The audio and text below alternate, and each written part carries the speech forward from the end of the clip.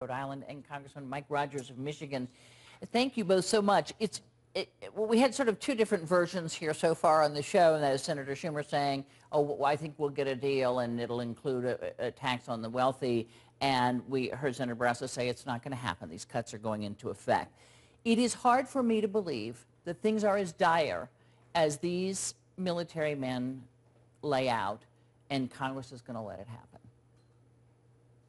Well, these are serious challenges to the military. Secretary Carter, General Odierno, General Dempsey all made a very compelling case before the budget, the Armed Services Committee, and the Appropriations Committee.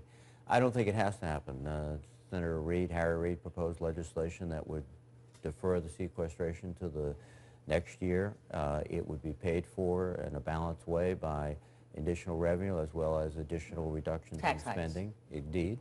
And that, I think, is the way to proceed, avoiding the blunt across-the-board cuts, and also giving us a chance to get back into regular order, proposing a budget, doing appropriations bills, and getting things done. We should point out that it's been the Democrats who have been in charge of the Senate who haven't come up with a budget for the last 4 years. So that's why we haven't had regular order. We haven't had a budget. We had the Budget Control Act of 2011, which set the caps, which was actually statutory, not just a resolution between the two houses.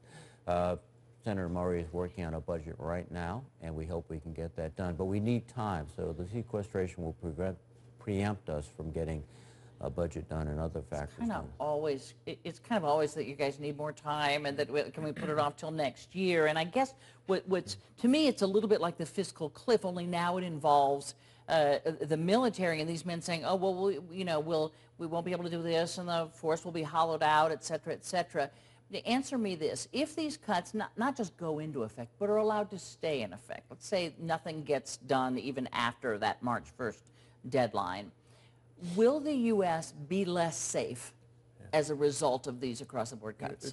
A couple of things. First of all, the president lined this up in a way that has put us in this problem by calling for across-the-board cuts in the military and intelligence business. That's dangerous. It means that they can't manage. Can I just say, you all agreed to it?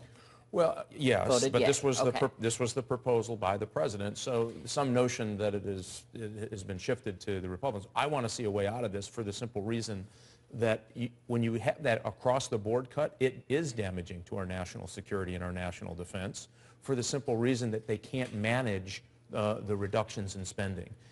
I argue the best way to go through this sequester, and I do believe we're going to go into this, is give the agencies the ability to manage those reductions so that they can move money around without across-the-board cuts. Because it could mean things like the second carrier group doesn't show up in the Med. It means that some thousands of intelligence professionals get the overall number and then allow the various departments to say, okay, this program goes away, but that saves this program, et cetera. Exactly.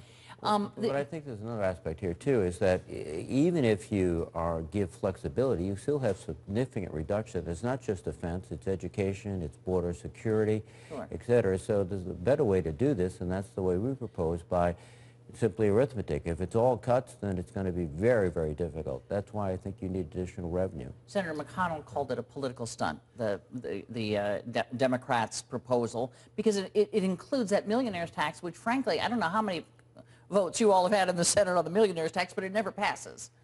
It's something I think that most Americans would be extremely supportive of. It would essentially say people making over $1 million would be paying at roughly the same rate as those middle-class Americans who are working very hard. That's fair, and it also will allow us... They also just got a tax hike as well, though. Well, this would be for $1 million and above. It would preserve the charitable deduction. The challenge here, though, is the president made the argument that everything will be fine if we get the wealthier pay more in taxes. He got that. You can't get that and then come right back and say, well, the wealthier need to pay more in taxes. So he's gone after seniors that are doing better. Now he's going after Americans who are doing better in the economy. He got that. Now he's coming back and saying, if I can tax more, and then he proposed in his State of the Union address more spending. And the problem here is the greatest threat to our national security is the debt and the deficit long term. That's why those of us who are very interested in national security, trying to get this right, trying to make sure we posture ourselves, put ourselves in a position to defend the country, are so worried about the debt and deficit debate. We can get through this. We can do it in a way, I think, that is respectful to what America's priorities are, but you have to do it in a way that doesn't hurt us long term. I think it's important, though, to say that we've had about $2.4 trillion in cuts from the approved baseline. 1.7 trillion of those are spending cuts. $700 billion are revenue. Unless we get back to a more balanced approach, we can't cut our way to national security. We can't cut our way to investing in education, research and development. We just have to get back to a balance, and I think the American people understand that. Well, let me ask you, I want to just ask you a quick question about Chuck Hagel and the problems that he's had getting his nomination through, and that is a strictly political question. The president knew going in that this would be a tough fight for him, that Chuck Hagel was not the most popular guy on Capitol Hill. Do you think that the president, and yes, he likes Chuck Hagel and has worked with him, etc., also did this because they'd rather have a Republican do these kind of cuts to the Pentagon than a Democrat? Boy, I don't think that was his, he worked for something called the PIFIAB, which was in the national security space at the White House. Chuck Hagel did for some period of time. I think he built a relationship with the president.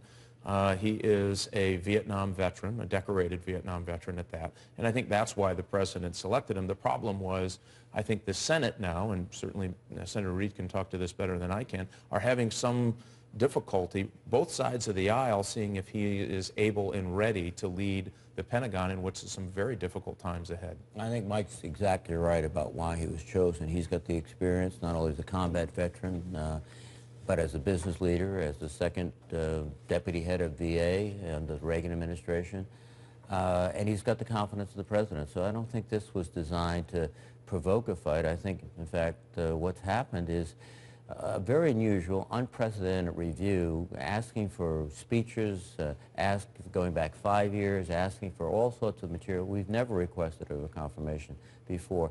I'm confident we're going to get the confirmation concluded when we return in a week. I need a sort of a quick yes or no from you. It's the question is about drones and the use of them targeting Americans overseas. Alawaki, known terrorist, but an American citizen, as well as his son, were killed. You have talked about oversight. You think there's plenty of oversight for this drone program.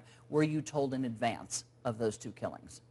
For the planning purposes of airstrikes against terrorists and enemy combatants overseas, yes. These specific men? If people make the target list, we know that in advance. There's appropriate oversight, and then how we target those individuals changes from day to day, but airstrikes is certainly a part of that. Congressman Rogers, Senator Reid, thanks for joining us this